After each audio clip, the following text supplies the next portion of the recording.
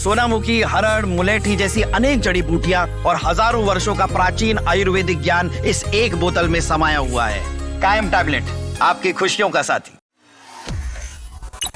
मार्च का महीना हिंदू धर्म में अत्यंत पवित्र और उत्सवों से भरा हुआ माना जाता है। जैसे ही इस महीने की शुरुआत होती है, व्रत और त्योहार की एक लंबी श्रृंखला शुरू हो जाती है, जो होली से लेकर चैत्र नवरात्र तक वातावरण को पूरी तरह भक्तिमय बना देती है। साल 2026 में मार्च का महीना धार्मिक दृष्टि से बेहद खास रहने वाला है, क्योंकि इस दौरान कई प्रमुख पर्व और उपवास पड़ रहे हैं।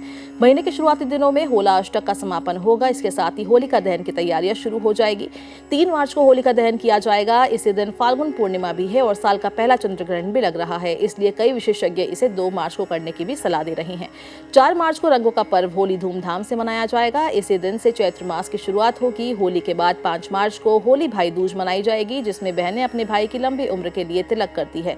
6 मार्च को बालचंद्र संकष्टी व्रत रखा जाएगा, जो भगवान गणेश को समर्पित होता है। इसके बाद 8 मार्च को रंग पंचमी का त्योहार होगा। इस दिन देवी देवताओं को गुलाल अर्पित करने की परंपरा है और कई स्थानों पर यह पर्व बड़े उत्साह के साथ मनाया जाता है।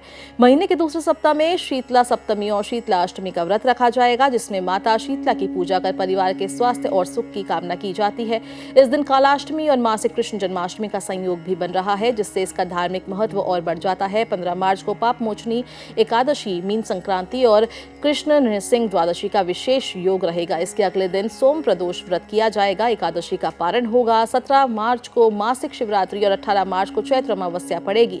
महीने का सबसे महत्वपूर्ण पर्व 19 मार्च से शुरू होने वाला है, चैत्र नवरात्रि। इस दिन से हिंदू नववर्ष का आरंभ होगा और गुड़ी पड़वा का त्योहार मनाया जाएगा। चैत्र शुक्ल प्रतिपदा तिथि 19 मार्च की सुबह 6:52 से शुरू होगी और 20 मार्च की सुबह 4:52 पर रहेगी।